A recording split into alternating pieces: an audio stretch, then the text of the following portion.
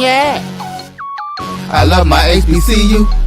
And boy, I love it, love it. I love it, love it. I love my HBCU. And man, I hope my team they won one. Yeah. I hope my team they won one. Yeah. Man, I hope my team they won one. I hope my team they won one. Yeah. I tune into the HBCU Sports Lab to see if my team won or lost. If they lost, I'm quiet as a mouse. But if they won, keep tab. I'ma do the dab, yeah. Dr. Cavil, he know what he be talking about. Mike and Charles, they know what they be talking about. They compress the analytic data with the hip hop. If you know them like I know them, they gon' tell you if your team, if they won or lost, and who the ball. So listen to Professor, yes sir, and pay attention, cause he gon' teach a lesson. This is Dr. Cavil with Inside the HBCU Sports Lab with Mike Washington and Charles Bishop. Maybe not. Mike Washington is still on assignment. We're looking at an APB. I'm getting a little nervous. I haven't heard from my boy. I just need to make sure all is good. Charles said he saw him in the airport, but hell, that was a couple of weeks ago. Right. That being said, welcome to episode 642 of Inside the HBCU Sports Lab radio show and podcast, a show that's covering the sporting HBCU diaspora, all things HBCU sports, from institutions large and small. From the NEIA to the NCAA, we share insights and information on the HBCU sports culture, HBCU athletic aesthetics to facilitate the story of HBCU athletic programs and the business of HBCU sports.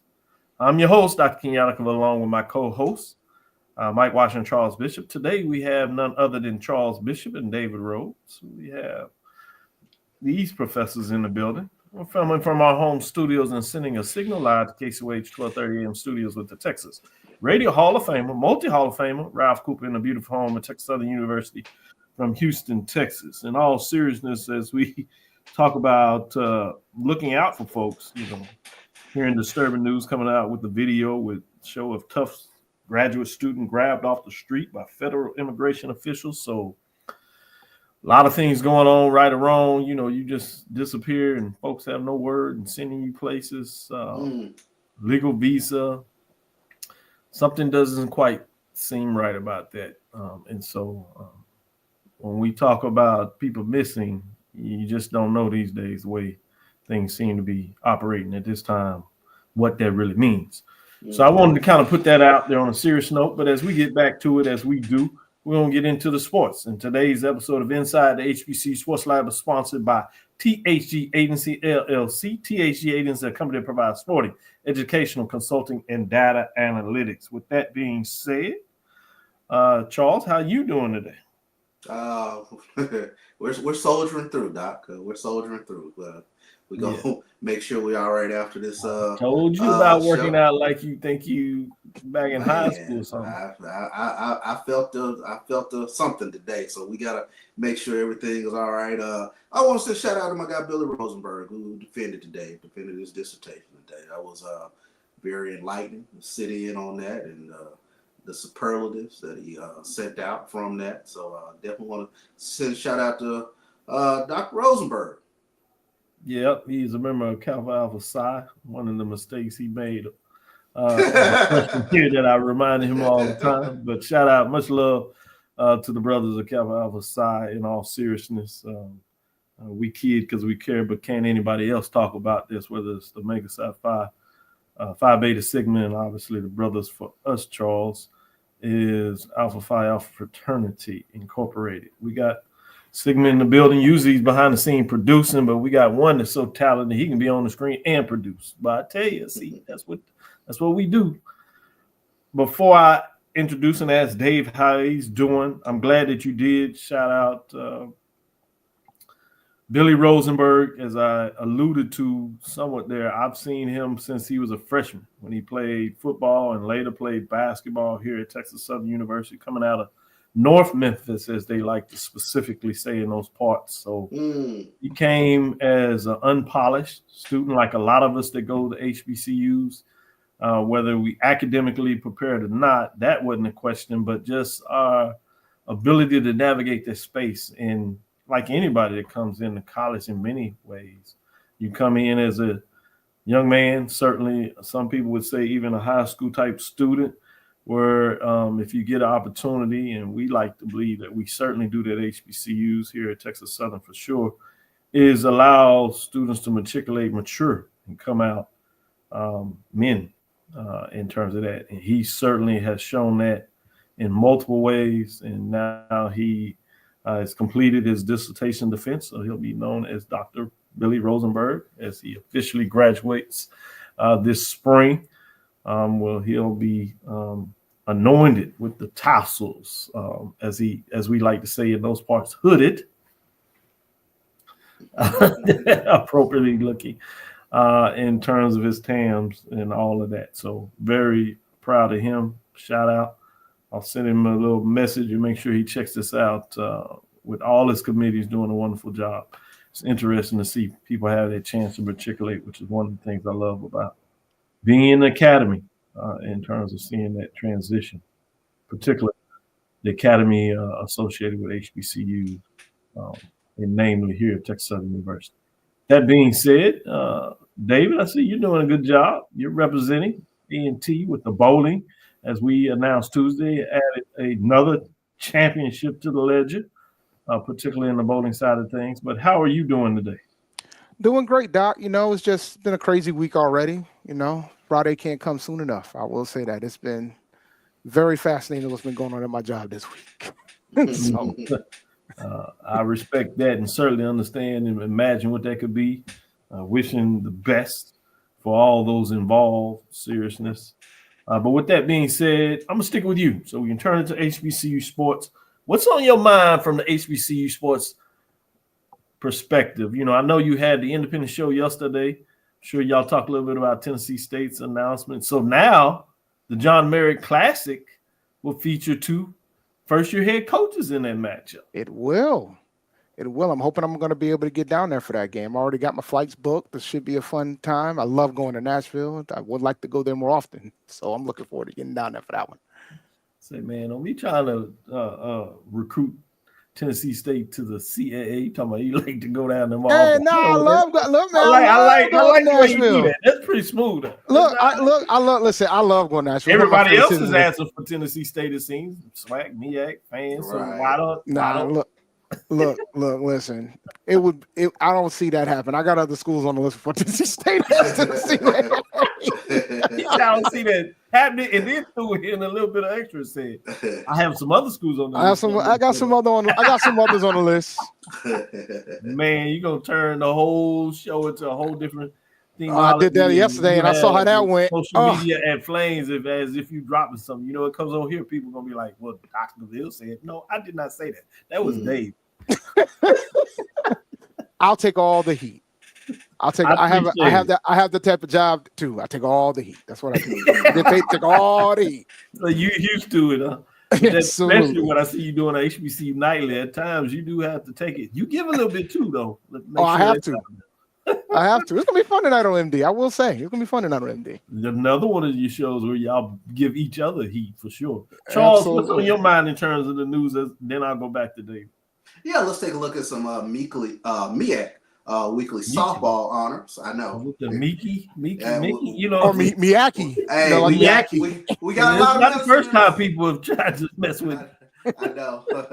Well, let's take a look at the weekly softball honors in the MEAC. North Carolina Central's junior Micaiah Graves has been named the MEAC Softball Player of the Week, and Morgan State teammates Olivia Garner and Victoria Fletcher were named the Rookie and Pitcher of the Week, respectively. Let's take a look at their accolades. As Micaiah Graves, the junior utility infielder, recorded a .533 batting average, going 8 for 15 at the plate, hit 3 doubles and a home run with 4 runs scored and 8 RBIs in a 2-2 week for the Eagles against East Carolina. Graves went 3 for 4 at the plate with a double and a home run in the game, driving in 5 RBIs and scoring twice. She added a double each in the first 2 games against Norfolk State and closed out the series with a game-winning walk-off. Take a look at Olivia Garner from Morgan State, freshman outfielder. She registered 5 runs on 5 hits and 17 at-bats while helping the Bears to a 4-1 week. Garner hit 1 double and 1 home run while driving in 3 RBIs, stealing 3 bases, and contributing 5 putouts. In the opening game against Maryland Eastern Shore, Garner hit .666 with 2 hits, including a double and 2 runs and 2 RBIs and a stolen base. And finally, the pitcher of the week, Victoria Fletcher. She threw 16 1/3 over 3 games for the Bears en route to a 4-1 week for Morgan State. Fletcher collected a 3.48 ERA, surrendering just 6 earned runs on 13 hits. She went 2-1 in the circle with 19 strikeouts, including a career-high 12 in the series finale against Maryland Eastern Shore. And those are your MEAC softball players of the week. Big deal for the MEAC players of the week in softball. David, what's on your mind? I know I kind of pulled something out. I'm not sure if that was the direction you were going, so I'm going to let you go ahead and give what you wanted to give in terms of your HBCU news. I'm happy that Charles talked about the school down the road because I was really trying to skip that. But the tennis partners with Baltimore City Schools to launch tennis and financial literacy initiative from MEACsports.com. Coppin State University tennis program is proud to announce a groundbreaking partnership with Baltimore City Public Schools to introduce middle school students to the sport of tennis while equipping them with essential financial literacy skills. As part of the SY 24-25 middle school year 24-25 middle school athletics vendor partner program, Coppin State University Tennis will host 2 one-day clinics, one on April 1st and one on May 1st at the university's newly renovated tennis courts and physical education complex. Each clinic will engage 50 middle school students in a dynamic mix of on-court tennis instruction and an interactive financial literacy workshop led by Tracyology Jr. I think this is awesome. Like, to teach kids at that age financial literacy is a beautiful thing to see. And it's progress from the standpoint of, like, a lot of folks. Like, I went to school. I learned all my financial literacy from my grandmother. I knew how to balance a checkbook when I was like 10 from her, right? And Nice. you don't really get to learn that in school nowadays. So I think it's so important. Good stuff. Good call. Great information how you mixed all that in together. With that being said, Charles, any last thing that you want to get out before we take this first break? Let's take a look at some SWAC baseball weekly honors, as they don't have the accolades with them, but I'll give out the names for this past week. Let me make sure I can pull it up here and have the right week up here. But it looks like Jalen Bennett from Grambling and Kelton Phillips from Texas Southern. They were co-hitters of the week. The pitcher of the week was Jackson State's Eric Elliott and Andre Martinez. They were Andre Martinez was the co-newcomer of the week, and Alabama A&M's Charles Morris was the co-newcomer of the week. So Charles Morris, Andre Martinez, co-newcomers of the week. Eric Elliott, pitcher of the week in the SWAC, and the co-hitters of the week, Jalen Bennett from Grambling and Kelton Phillips from Texas Southern. Good stuff, Charles. As we get in here, let's take our first break, come back on the other side, and we'll bring in our guest, Sonia. And we'll make sure that we get Sonia stamps on. But let's take our first break and come back on the other side. Let's face it, shopping for insurance can be time-consuming. That's why when it comes to your auto, home, and life insurance needs, make things simple and trust the experts at Allstate. They will help you get the coverage that fits your needs while helping you bundle your life, home, and auto policies. Bundling saves you money, sure, but it also saves you time, so you can enjoy the things that matter most even more. Contact me, Tammy Haynes, your local agent, for a free personalized insurance quote. Allstate, are you in good hands? There's a shot to right. It could be. Right field. Grand slam. What a shot. That's how you get hot, young fella.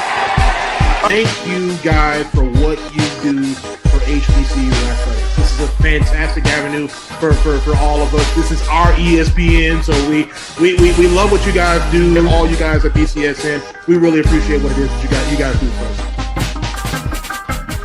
Are you hungry for authentic Caribbean food like jerk chicken, oxtail, red snapper, shrimp, tofu, and rasta pasta? Well, find your way over to Mango's Caribbean Restaurant, 180 Auburn Avenue, right next to Royal Peacock in downtown Atlanta. Them belly full, but we hungry. Mango's Caribbean Restaurant, open daily from 11 a.m. to 10 p.m. And on Friday and Saturday, we're open till 4 a.m. Come to Mango's and put some spice in your life. Oh, we've got a good thing going. Mango's Caribbean Restaurant, 180 Auburn Avenue, right next to Royal Peacock in downtown Atlanta. For more info or directions, call 404-698-3992 or log on to mangoscaribbeanrestaurant.com. For instant coupons, text MANGOS to 313131. Tell your mama hungry, papa hungry, brother hungry. Mango's Caribbean Restaurant, authentic Caribbean cuisines.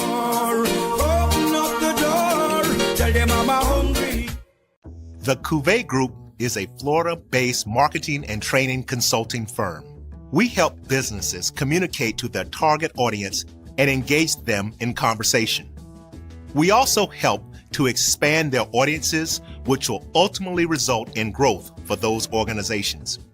In addition to being a certified constant contact specialist, my colleagues and I are also certified in John Maxwell Leadership Principles. We use these proven principles to conduct workshops, training, and private coaching sessions for individuals and companies looking to take things to the next level.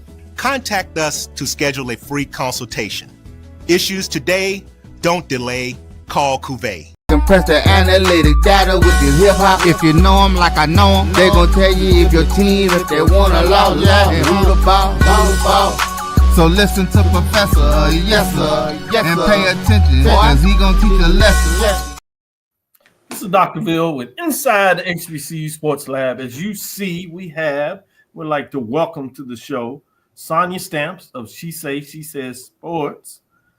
You've heard her right here on BCSN, among other platforms in terms of a show. But we have a special occasion to be able to bring you here, and part of that is the She Say Sports Women's Sports Summit. The She Say Sports Women's Sports Summit, I should say, right there in Jackson, Mississippi. So really would like to get in some discussion of that, and we're going to let everybody get a chance to give a question. But for those that don't know, you're a proud native of Jackson, Mississippi, extremely excited and got into sports at a very early age, chasing around your dad quite a bit, got you involved as a daddy's girl, but just really followed. And one of the people that you admire is the pioneering sports broadcaster, Jane Kennedy. Many of us admire her as well, maybe for different reasons. But with that being said, because she was really seriously talented, but a very beautiful individual. Much like yourself. But with that being said, I was excited to read and understand as a sports professor that developed a program right here at Texas Southern University that you were part of the charter class at Belhaven Sports Administration right there, class 2014. You went on and did graduate work as well. But with that being said, what is the culmination? Before we really get into some of the luminaries you have a part of this event, why put together women's sports? Well, Doc, first of all, thank you guys for having me on the show.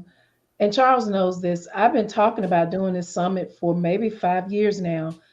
Started talking about it during COVID, but I didn't want to do a Zoom. I wanted to do it in person, but at the same time, I was afraid. I was scared to do it.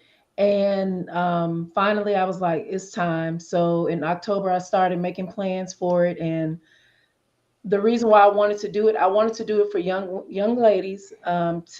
Everybody's not going to make it to the WNBA or whatever sport they're playing, whatever profession.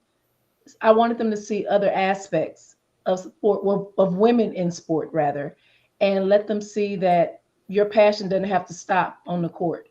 It can keep going in different areas. I love it. I love it. With that being said, entry fee of $25. It is at the. Well, it's actually free. It's free. I changed it to free. She waived the $25 fee, so that is significant. So we certainly want to make sure we get that out there, and certainly an opportunity for anybody that wants to attend, but particularly for young women and girls that want to understand more about sports and have probably the same or similar type of interest that you had at an early age. So the fact that you're giving back, I think, is significant. I'd be remiss if I didn't talk about some of the guests that you have invited for this, which is Dr. Tawana Smith, sports executive and best-selling author. You also have Coach Candace Foster, Murray High School girls basketball head coach. You have Marissa Stubbs, sports anchor reporter at 16 WAPT. as well as Keisha Shelby, learning specialist, tutor, coordinator at the University of Texas Longhorns Athletic Department. Mhm. The event will, as well as Elizabeth Stamps, I should say, CEO of Stamped It Sports and SIP Project, WLBT training, who will be a moderator of this. And obviously, you, Ms. Tanya Stamps, as the host of She Says Sports Podcast, will be delivering this program. So I wanted to do that before I go any further. Let me share the stage, if you would, and let Charles jump in and ask you a follow-up question. Okay. Yeah, so and I know just from some of the guests that you've had on, you've had some real nice luminaries on your show. But you talked about some of the things that you wanted women to get from the symposium. But I'm always curious, like what are some things that you've sort of gleaned from your guests that you knew would make them a great spokesperson for this symposium? Good question. So Dr. Tywana Smith, she actually is from Memphis, and she went to Ole Miss. She was a star basketball player there. She played overseas. She is a financial advisor to professional athletes. I wanted them to see that she talks about, and you've seen her on my show before. She comes on once a month, and we talk about ways to save and budget, and whatever is going on. Keisha Shelby, she actually graduated with me at Belhaven. We started the program together. She's on the educational side, and she's not talking to, but helping kids get their grades, make sure their GPA is up so they can play sports. Coach Candace Foster, she is a native from Jackson, went to your alma mater, Murrah High School. She was a star player at Mississippi State, and she's rebuilding Murrah Mustang, the Lady Mustangs right now. So I wanted to bring all of them. And Marissa, she's which I'm going to tease her Saturday when I see her. She went to FAMU, so that little thing with Jackson State and FAMU, right? So she's good. She's good at you, son. You good at what you do. Poking the bear. I wanted just a little thing. Oh, you went to FAMU? Oh no, I did not. No. I was ready. No. Absolutely not. Shout out to Rattlers. So I just wanted all of them. They can glean from all of them from different avenues, and I may want to teach at the school, or I may want to coach, or I may want to deal on the financial side. So I really enjoy all of them. I watch Marissa on the news every night. So I wanted to bring her in because she's young too as well. So yeah. Yeah, you talking about on the financial side, Jalen Hurts with his his new contract gives you indication that women can do just as well as that. Absolutely. And because go ahead, Doc. I'm sorry. No, go ahead. No, I was just saying, and because it's Women History Month, I purposely did it this month because I wanted to celebrate women and just show how, it's room for us at the table in sport. And it has been for quite a while because of that young lady right there, and so many other women who have opened doors and are breaking the ceiling in the sport arena. Well said. David, go ahead. So this is the first summit, and I'm pretty sure you're going to have plenty more. So can you name one thing that, like, when it comes to the growth of this summit, right? Because you always want to do bigger and better going down the pipe. So what's one thing that you wish you could have done this year that you're going to have every intention to do the next round when you do this? Well, I told you I was kind of chicken to do it. So I really, really hate asking people for money. I hate that. And it's just, but even in my not wanting to do that, God still opened doors for me because, I went on and did it. And I want to name, first of all, some of my supporters, which was interesting to me. Three of them were alphas. Charles Bishop, thank you so much, brother. You and Wendy, Auto Masters, Tim Poe. It was somebody else that is a alpha. Oh my God. But anyway, I'll name them all. Vicky Hewitt, Design Affair, Tisha Garnett, Greater Damascus, Church, and those are my supporters. My sponsors, which is another Jackson State alum, Tony Webb with Southern Bank Corp. He's the president of that bank. $1,000. 100 Black Men of Canton, $1,000. JJ Williamson, my brother, he's a comedian, $500. Gerald Antoine also graduated from Jackson State, and he's in Los Angeles, Laco Water, Fire, and Inspections. And Ira Vaughn, also a Jackson alum, and the best drum major ever at Jackson State, Half Shell Oyster House. So, you know, even through my fear, these people still came through for me. Thank y'all so much. I really, really appreciate it. So David, I will do better on the on that side, because I still need money. So but it's all good, you know. Oh, absolutely. Okay. Good stuff. Proud of you, Sonia, and I'm glad that you were able to shout those folks. See that, David? You see how alphas always represent their, you know, we find a way. Represented. Oh, here you go. Here you go. I didn't say it. No, I'm giving you credit. No, I'm giving you credit because that's beautiful. It's beautiful. The fact you ain't got to charge folks, that's a beautiful thing. Yeah, Sonia, don't let us get you in trouble, mess up your interview. You're doing a great job. But with that being said, absolutely. Charles, did you want to ask the follow-up question? Yeah. Will Nova be part of the program? Oh my God, I wish. So Nova is my baby. She is she's a flat-coated retriever. She's so sweet. She loves his name is Unky Charles. When he comes to the house, she loves him, but she's just too excited, so she won't be there. No. Okay. I was checking on Nova real quick. Charles trying to get you to, but I tell you, y'all different.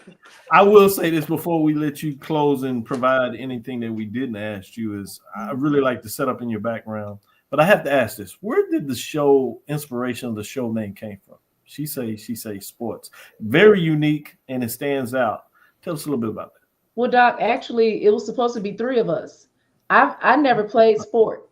I started Jackson's first adult kickball league in 2012. That's the only sport I can play. So I love sport, but I'm not coordinated to play. You sound like me. So it was three ladies. I had one that was actually an athlete and another avid fan like myself. And one of my sport mentors, Wesley Peterson, was like, no, you need to do this alone. So it was She Say Sports because of them. And I didn't want to change the name. He tried to get me to change it, and I was like, no, that's the name. So I kept it. I like it. It makes sense. And it's still, as they were part of the courage and the creation of the founding, I'm glad that you put a piece of that to honor them, even though that they didn't move forward with the show. Right. With that being said, again, we're talking about She Say Sports, Women's Sports Summit. They're in Jackson, Mississippi. It's at the Mississippi Trade Mart. With that being said, or anything else we like to add, or you would like to add, particularly now that there is no entry fee? Let me repeat that. You have an opportunity to really take advantage of this. Well, they can't take advantage now. A registration ended yesterday. And so, so it's closed. So that means you must be at capacity if you had to close it. Pretty much. But I had to rent tables and chairs, and I didn't want to. I had to do them today, and I didn't want to have to try to. That was just going to be too much. I didn't have enough seating. Yeah, so I had to close. People will be able to find out about it and celebrate it. But this means next year when you do it again, people understand that the importance of registering for this event is at a high. Obviously, the demand is there. So if you don't get involved early, you'll have to wait till the following year, and we'd have to do that. Got to get it streamed next year.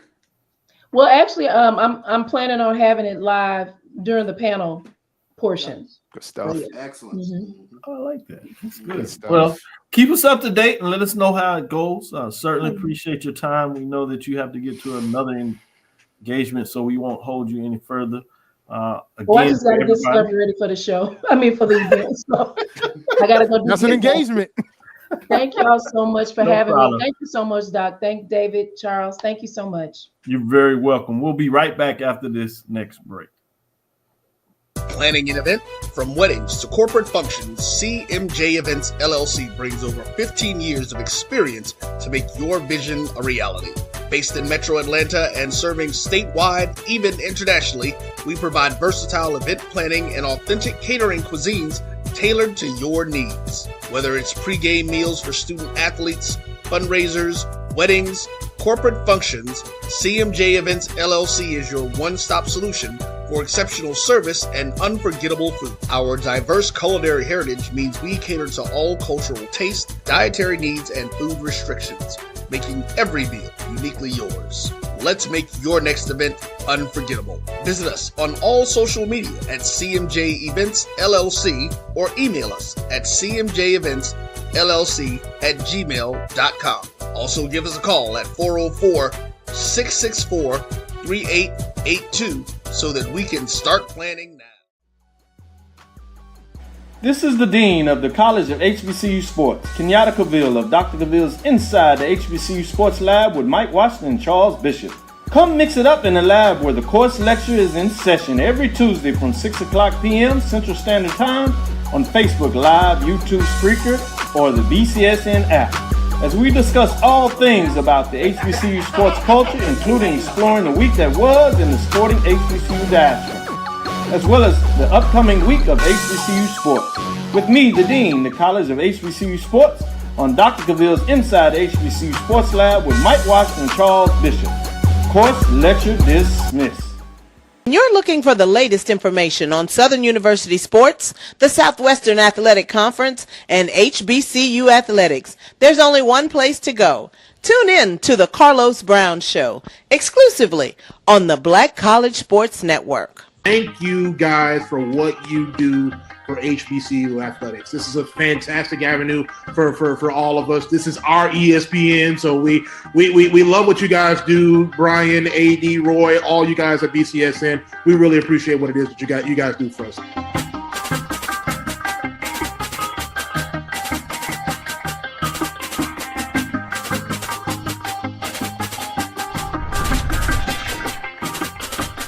Press the analytic data with your hip hop. If you know them like I know them, they gon' tell you if your team, if they wanna lose, and who the ball. So listen to Professor, yes sir, and pay attention, cause he gon' teach a lesson. This is Dr. Cavil with Inside the HBCU Sports Lab. We're back with Charles Bishop and David Rhodes. Let's get into this final poll rankings and see what the gentlemen say. We've been at this for 12 weeks. Obviously, those teams have come to a close. We have a little basketball list if they finish off with the NCAA men's and women's tournament and a couple of those other tournaments out there as well.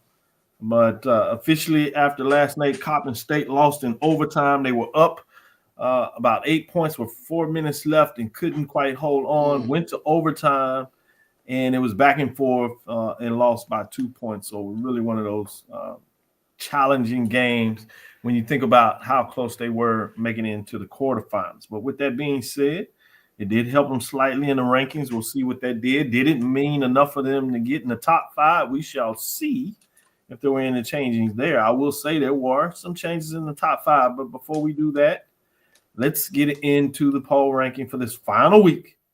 No one dropped out, although there are some changes. So let's get into where the changes were, which is receiving votes. Coppin State climbed out just outside of the top 5. I imagine if they would have got that win, which is a question I'll ask you all when we got in the top 5, would you all have pushed them in the top 5? Or maybe you think they should have been in there regardless. We'll see what that means. They finished the season at 19 wins, 15 losses, so that close to getting that 20th win. To me, at the Division I level, HBCU programs, that's a pretty magical mark. One, you certainly want a winning season, and they got that with 41 points as they close things out. Texas Southern Tigers close out 17-16, 14-4. Much like Coppin State, they got a win in postseason play, but they lost the night before, and so they closed out at 17-16. They did go 14-4 in conference play, as Coppin State went 8-6, and that's in the SWAC and MEAC respectively. Jackson State Tigers, they also finished over 500, 16-15, 13-5, as they did in conference play, 21 points, as they are outside of the top 5, along with Grambling State Tigers that finished at 500, 15-15. Overall for the season, 12-6 with 16 points there. And finally, we have Maryland Eastern Shore that just gets in the top 10, although they have a losing record. They're at 14-17, 8-6 in conference play at 14. Got it done for this season thus far. Let's get into the top 5. Number 5 is Alabama A&M Bulldogs. They hold on into the top 5, but they do fall a spot. They got into the tournament, but they lost their first game at 21-11, 14-4, 52 points. So in the final poll ranking, they do stay in the top 5, but instead of being 5, they are at number 5 to close things out, which brings us to number 4. Number 4 are the Howard Bison, 22-12, 12-2, 5-4. They move up a slot from 5 last week as they finish off things. They also got postseason action. They won their opening round game, but they lost in the second round of the tournament there. And so they finished things off at number 4. Bringing us to number 3, North Carolina A&T Aggies, 19-12, 15-3, 70 points. They stay at number 3. They did get a postseason invite. They lost in their opening rounds, but they do finish with a regular season championship, which I'm sure in a lot of ways had them maintain the 3rd spot. I was interested to see would Howard or Alabama A&M for that matter be able to catch up and push A&T, the Aggies, down. Was not to be in this following poll. They sit at number 3. Brings to number 2. Southern Jaguars, 21-15, 15-3, 73 points. They remain in 2 spot. They lost early in the SWAC tournament. They get a championship in the regular season, much like A&T. They also get to 20 wins. They sit at number 2 in the rankings. They had the same conference record as A&T, but they got that elusive 20th victory. They also got a win in the tournament, opening things up in the NCAA tournament in their first 4. They get a historic win for the program, and they were able to parlay that. They did lose against number 16 in the next round, but they finished at number 2. At number 1, Norfolk State Spartans, 30-5, 14-0, undefeated slate in the conference of the MEAC. They get to the elusive 30 wins. They did so well that not only did a lot of people give them their accolades, but some other folks decided to look at their coach. He's now at Auburn. So we'll see, interesting, how this will shake up. Who will land their job? Can they maintain the legendary status of Norfolk State that has won 3 straight MEAC crowns? 2 of the last 3 years, they finished with a major division champion with us. They were dethroned slightly last year of Jackson State that had a magical season, which include an undefeated run in the regular season, as well as in conference tournament play like Spartans did this year. So fascinating when you talk about that. But Victor is gone, so it'll be interesting to see what that looks like. But that's top 5. And the Spartan women of Norfolk State earned the 2024-2025 Major Division crown for the final poll rankings. With that being said, not a lot of talk about the top. I think everybody kind of agrees with that. That's been going on. They went through our poll rankings from the beginning to the end. That's one thing to acknowledge about the women of Norfolk State in terms of their ability to just climb the charts and stay there in terms of maintaining the excellence they've had. Charles, what are your thoughts in terms of the final rankings for major division in women's in 2025? Yeah, I pretty much agree with 1 through 5. And you can't say enough about Norfolk State in terms of a 30-win season. And when you say maintaining excellence, knowing game in, game out, they were the target. And you're talking about an exemplary conference record, 14-0. Just what they were able to do this past season, tremendous work, very deserving of Dr. Cavil's national championship. I can't say enough about him. You take a look, 2 through 5, Southern, tremendous season, got a postseason victory. That's huge. North Carolina A&T postseason berth, Howard to 22 wins, Alabama A&M 21 wins in Dawn Thornton's first season. So very exemplary, top 5. Good stuff. Let me go to you, David. The final poll rankings, you've been talking about the up and downs. Did the poll rankings get it right? And the final one, can't change it after this. So I'm very interested. As you know, I always tell you, week to week, things change. People win, people lose. You start in one spot, you finish in another. What do you think in this final ranking? In totality, because I'm about totality, you know that, Dr. Cavil. So in totality, I would have an argument for Coppin, but it's so close between them and A&M. Yeah, that's fair. That's why I gave the edge to A&M. Yeah. It is so close, guys. A&T going wire to wire in the CAA was impressive, but that's the same thing that Norfolk did. I believe Southern did the same as well. So yes.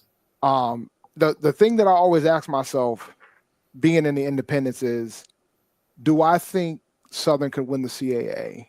And I don't. That's why I would probably put them at 2. I would put A&T at 2 and then put Southern at 3. But then I ask myself, do I think Norfolk can win the CAA? And the answer is yes. Yes, absolutely. I think they could win the CAA. I think they've been so good, so dominant across the board all year. So there's going to be no debate about number 1. But other than that, I mean, this is a good 5. But like Coppin got a Power 4 win. So I'm like trying to take that into account. They did get some postseason wins. They almost got another one. I think that definitely would have put them over Alabama A&M. So I can't be mad at this 5. I like that. I will say this. I'm always fascinated with that dialogue is replacing one team in one conference in another conference. Because for me, I can't end it right there from the framework. Because you hear people talk about this with SEC, particularly in football, you know, a team that shouldn't be in. And I don't want to get too much involved in those non-HBC programs. But my argument is always to say, well, if they were in the other conference, they would have the benefits of the conference as well. So it's like you measure folks where they are and how do they do against the competition of where they are. But I do think there is an argument in terms of that factor of just saying that you see A&T as a better basketball team this year than Southern versus the conference framing of it. Because, again, when you talk about that, is how do you isolate that in such a way and say, well, if they were over there, but now you're not giving them the benefit that if over there, they get all the advantage of recruiting the kids to playing it. That's true. I will say this, Doc. They had A&T and Southern slated for the first 4, but A&T couldn't do what they did, and they ran into a William & Mary team that decided to go play out of their mind in the tournament. Yeah, it would have been nice. I remember you were setting that up for a couple I'm of telling weeks you, man. I wanted to see it. Now that would have been one. I wanted to see it. Or obviously, with A&T would have had to win the tournament for that to happen, or you would have needed Southern. As they lost in the tournament, you could have had them in the Black College Invitational Championship. Yeah. Things would work out. That's why I would love to see some of these matchups. That's where it gets fascinating. Yeah. So obviously, there's some hope that if that momentum that's behind what we saw in the Black College Invitational Championship this year, the BCIC, if it continues to grow, there's room and interest for us when we talk about these poll rankings. That's why I think it's so important that we put these out there. Not just the talk, but the interest of folks having and understanding what marketing and branding does for a poll ranking. And it gives you a chance to extend the season and get some of these matchups we don't see. Whether it's at the beginning of the season in non-conference play, fortunately we got to see Norfolk State and North Carolina A&T Aggies, those that follow this, that they played, it's a good game too, which was fascinating. Or a mid-point type of game. Obviously, love to see it in the postseason, but somehow we have to get these matchups to take place more over, particularly with some of these teams that are having tremendous basketball season. There would be some additional interest in folks wanting to see this. We just discussing it here. It'd be magical to see a Southern A&T matchup, North Carolina A&T, I should say, or Alabama A&M, Howard. We will get a Texas Southern Howard matchup in the season next year. Understanding they're on the schedule. Obviously, this year we had the FAMU and Howard. Howard went to FAMU. So it's good to see that there's some of that. We see about 5 or 6 of those games between the SWAC and the MEAC, but I love to see more that those 5 are on the men's side. Coach, Coach Terrell Robinson, who's also an Aggie as well, he emphasizes the fact that he wants to have HBCUs on the schedule for O's out of conference. He pushes for it. I'm pretty sure we're going to have to go to Norfolk because they came to us. I'm pretty sure we're going to have to go to Norfolk next year, most likely. But like we've played Bethune-Cookman, so we always try to keep HBCUs on the schedule, even on the ladies' side for sure. So, good. We need more coaches to have. Yeah. He talks about it. He wants it. He pushes for it. So, shout out Texas Southern. Coach, she's out there. She's pushing for that. Howard's done it a couple of years ago. So those coaches that understand that, hopefully some administrators will support that. Obviously, we do understand that there's some funding involved, but there's a need if you're going to find a way to generate some additional interest, particularly if they continue with these Thursday night games, which I thought there's some way to get that going. The television opportunity that present when you stretch out the number of games. I think in this new marketplace, that's important. With that being said, let's take our last break. Before we go to break, I have a question about that. Overall, because this is the first season that the SWAC did the ladies having their own day. What are your thoughts on it? How did you guys feel about it? I know you guys got to go to some of those games this year. I'm glad you asked that question. Charles, I'll let you share your thoughts on that. I think it was a unique experience to highlight the ladies. I think it caught on during the course of the year. It's like most things. It takes fan bases a second to understand the importance or to understand, there's a Thursday night game. But I think once it caught on and people sort of,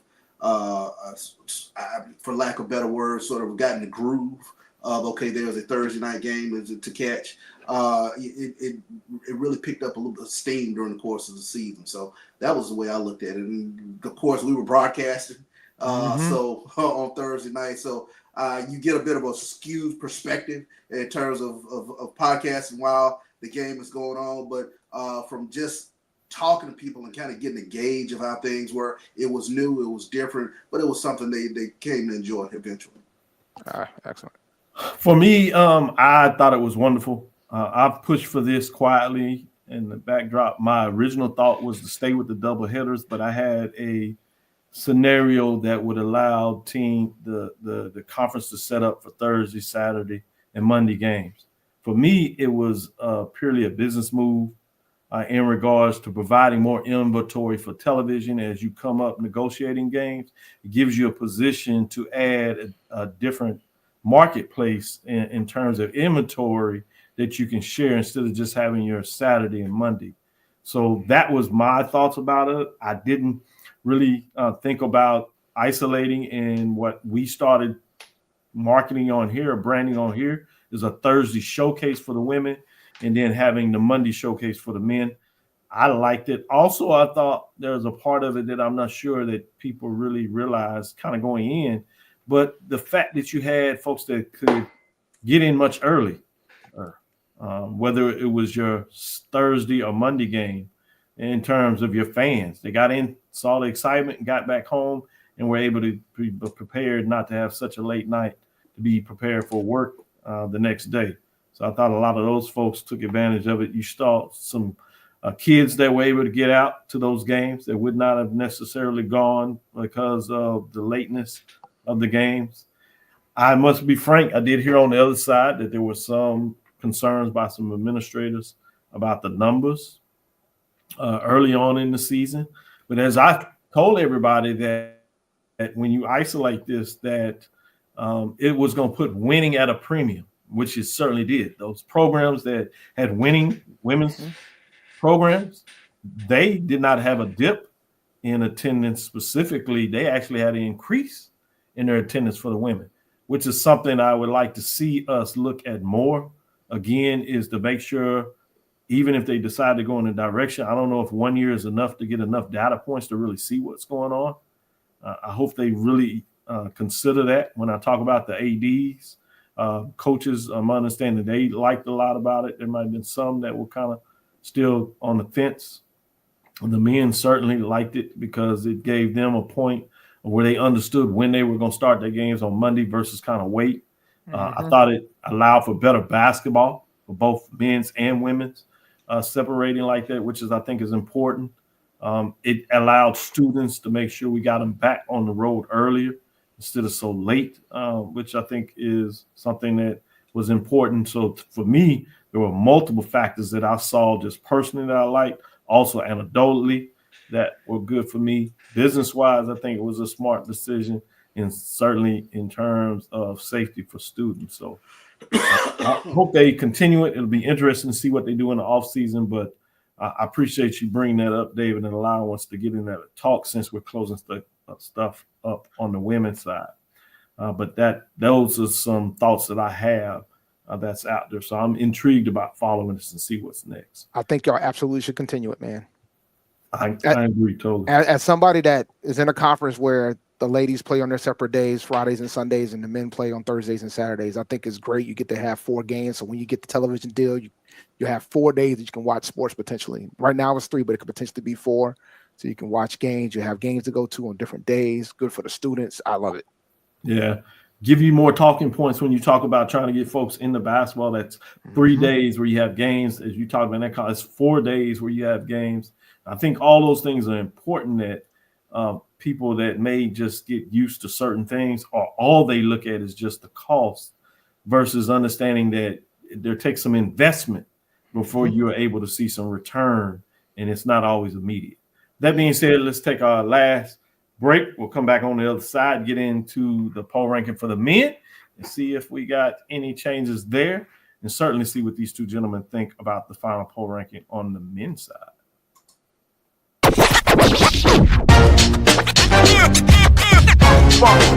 It's like a loop machine. All around town, people trying to get down.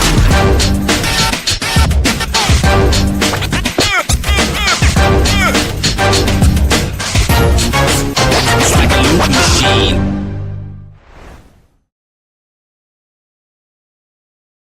You're looking for the latest information on Southern University sports, the Southwestern Athletic Conference, and HBCU athletics. There's only one place to go. Tune in to the Carlos Brown Show, exclusively on the Black College Sports Network. It's never too early to plant the seed, to share the tradition, and instill a sense of pride in your HBCU with your little ones. HBCU Pride and Joy Children's Boutique helps you share your school spirit with a wide selection of adorable kids apparel and accessories officially licensed from your favorite HBCU. Visit hbcupridejoy.com and follow us on all social media at HBCU Pride Joy on Facebook and Twitter. Hey y'all, it's your girl Sonia from She Say Sports. Make sure to check us out every Friday morning at 9 a.m. on Black College Sports Network, YouTube, and Linktree. And please don't forget to subscribe to our YouTube page.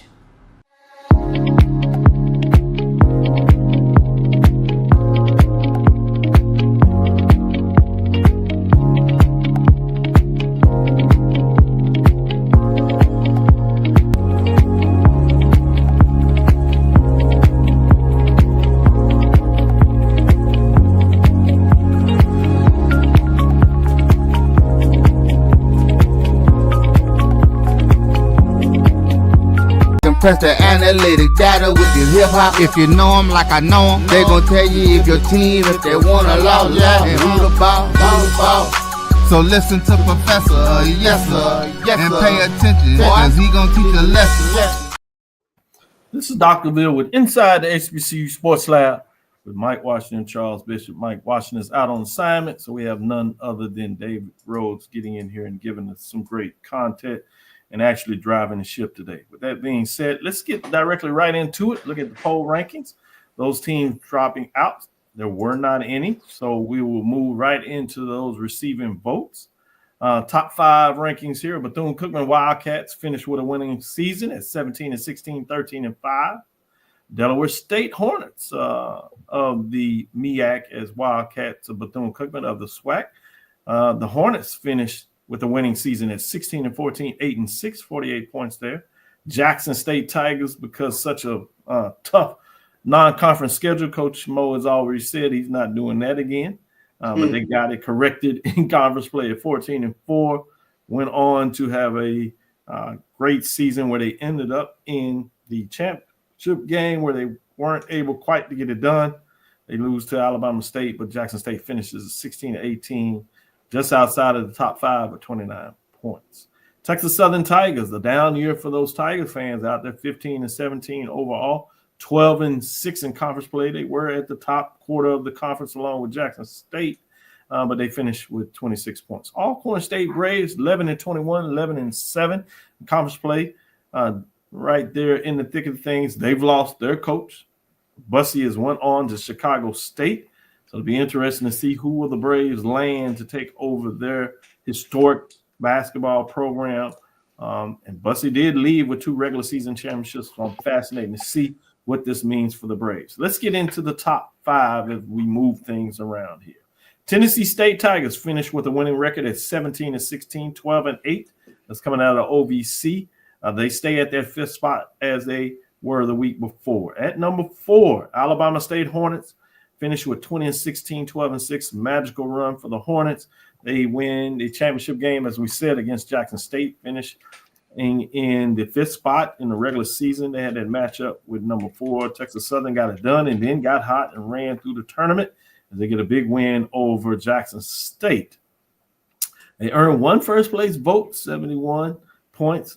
They stay at number 4. They got in the tournament, played in the first 4. They got their victory there. More money, as they say, for the conference, just outside as they get to the 20-win mark. So I should say they're at 20-16, 12-6 is their actual record there.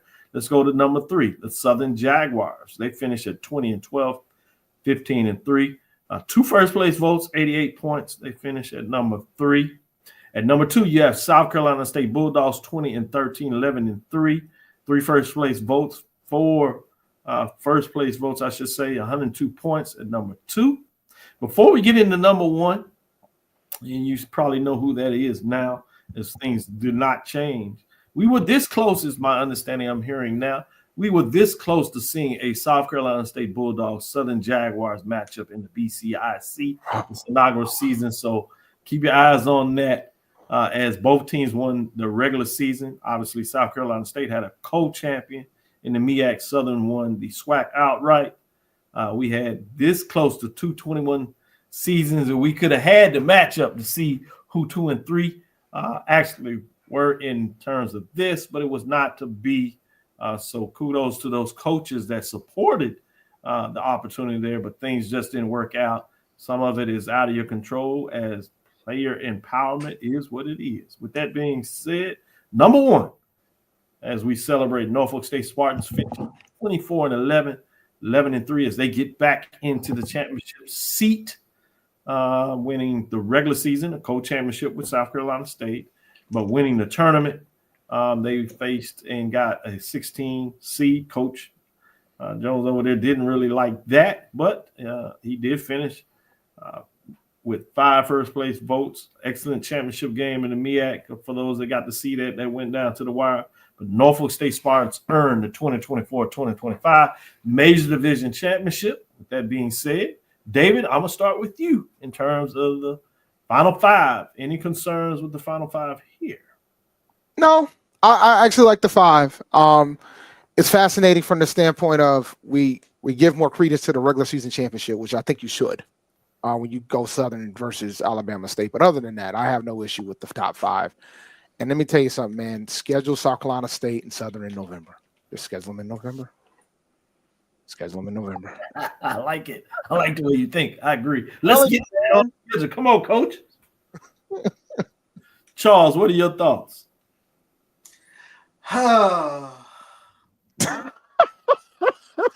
Tennessee State a shaky 5 to me. Listen, I ain't mad at them being 5. You have Delaware State at 5 or Bethune-Cookman? Actually, Tennessee State, from a Ken Palm perspective, is rated a little bit higher than both of them, but they're below Jackson State. Do you put Jackson State at number 5? No, I'm not rolling. I'm not saying I put them at 5, but that's a shaky 5. I mean, eyeball test. Jackson State, Bethune-Cookman. I've watched Tennessee State. I don't know. Jackson State, listen, man. We had a 4. Look, we had a 4 for the BCIC. I kept saying, call Tennessee State, call Tennessee State, call them. Yeah. They were interested. Some things were out of their control. I will say that they did reach out to Tennessee State. Credit to the coach, AD. They were interested. Things were working out, and I will say that it was out of their control in terms of a decision being made. And maybe that's some of the things that are going on at Tennessee State outside of athletics, and it certainly wasn't on the BCIS side. So I do want to give out some credit to a lot of these programs. Alabama State, if they didn't win things, they had a serious interest in looking at the BCIC. So while things didn't work out, it wasn't necessarily that the ADs or the coaches did not have interest. So I'm glad to see that things maybe get in a position where things go early with that. So fascinating to kind of talk about that. But before we close up, I got to look at a little bit at this Tennessee State schedule as Charles brought it up. So I'm look at this as you're cracking up. I want to hear what people are telling you. You'd be surprised. You did have the Alabama A&M Tennessee State matchup. A&M won at home 81-71. So that's one where you did have them match up. They also had the Howard matchup. And the Howard dominated the SWAC. In terms of non-conference games, we had 5 or 6 of those matchups. I think the MEAC went 5-6. The only win was Bethune-Cookman, and that was over. Matchup South Carolina State there, which ended up being a really good win. But you have Howard beating Tennessee State. That was in Atlanta for a classic there. The HBC All-Star Challenge. Howard won 88-84. That was an overtime game. So, Charles, does that shake you up one way or the other? He does. He ain't shook no more. Right. That strengthens the hand. That makes Tennessee State that much more shaky. So that's what I was wondering. Which way does that point? I wanted to give you full credit. I'm not saying that you were wrong or right. I just wanted to put it out there so folks understand that we do look at all these matchups in terms of HBCU programs. I'm fascinating. To me, clearly the MEAC was stronger than the SWAC. So if that's the case, maybe you're pushing Delaware State up into the 5th spot over Tennessee State based on the additional information that you know now. They got that's a decent argument. I know going into that, I was looking, I was like, okay, Bethune-Cookman, Jackson State, they're tougher, physically tougher teams. And Jackson State beat Bethune-Cookman all 3 times this past season. So it's like I'm fighting it out with those 3 teams, with Delaware State and Jackson State. They're at number 5. Well, I tell you, see, Mr. King loves the poll, so Mr. King approves. I appreciate it. South Carolina State, as I said, they beat Alabama A&M. That was an 82-70 win in terms of that matchup. So things went on there. You did have the Bethune-Cookman matchup between South Carolina State, which is fascinating when you talk about those teams hooking up early in the season. So I can't wait to say that Bethune-Cookman won that game. They were at home 75-62. So those are some of your matchups in terms of what that looks like. Give you some kudos there. Any final thoughts there, Charles, as you smiling to have your last say in terms of you want to drop Tennessee State? Is this some of this Tennessee State, Jackson State stuff? It might be. It's very possible. I'm trying not for it to be so Tennessee State, Jackson State. I just asked, I wanted to clear that everybody know that there's no biasness here before you. No, I mean, and I think the only thing hurting Jackson State is that 16-18 overall record. Yeah, I agree with that. They're not gonna do that anymore. But I think 14-4 was really impressive in the SWAC this past season. I thought the SWAC was a hell of a league. I mean, I think it was a hell of a league. I just didn't like the fact that when they had a chance to go with the MEAC, that you went 5 and you went 1-5 against the MEAC. That's major, man. The year before, the SWAC actually had a winning record. It was a 1 or 2 game record over 5-6 games. Also, SWAC had a winning record, which surprised a lot of folks over the MEAC. And so that's where I get into it when you start looking at those kind of matchups. It's important to me. But this is another case where I think it's important from a market.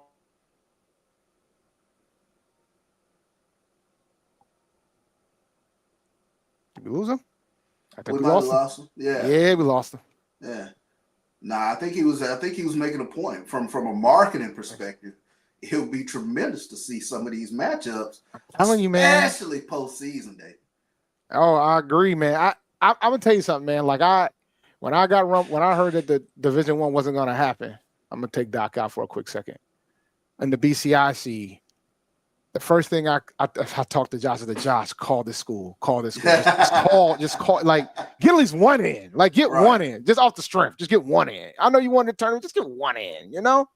Just try to sneak one in. But yeah, man, I think I think we absolutely need to take advantage of this in during out of conference play. We have to. It is imperative that we do this. Like, we have to.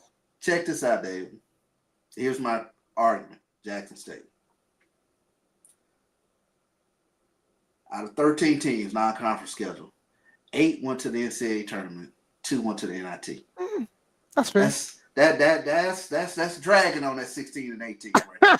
What makes Look, man, shaky? It's funny because last year, you know, I got beat up about how bad A&T's basketball team is, and then I said, "How about you look at that schedule? You come back to me and let's have a discussion." And they were like, "Oh, yeah, you're playing some monsters." I'm like, "Yeah." And sometimes that happens with our HBCU. Sometimes, man, we end up playing all these NCAA tournament teams, all these Power 4 teams. Well, about to be Power 2. All these big schools, and that record looks pretty awful. But then when you get into conference play, you put in the work, and y'all put in the work in conference play. There's no question about that. 10-4. That was a good team. That was a hell of a team. That's a tough one. I don't want to close this show out without Doc. So I'm gonna give him another minute to figure it out. He should be back in a minute. Well, he telling us we good to go. We good to close it out whenever we're ready to close things out there. All right. Well, if he's telling us to go home, we'll go home then. All right. Okay. Well, you know how we close this thing out, man. All right. So thank you, listeners to Inside HBCU Sports Lab. Make sure you share your podcast with your friends and colleagues. I'm not Dr. Cavil, but we also have Charles Bishop and Mike Washington who's on assignment, but I am David L. Rhodes. We hope you enjoyed. Make sure you follow Dr. Cavil at Dr. Kenyatta Cavil on Twitter, Facebook, and Instagram. Make sure you follow on YouTube Inside HBCU Sports Lab 1 on Facebook and on YouTube. Dream big and continue to move forward. We'll talk to you soon. Charles. Of course. Lecture dismissed. There it is.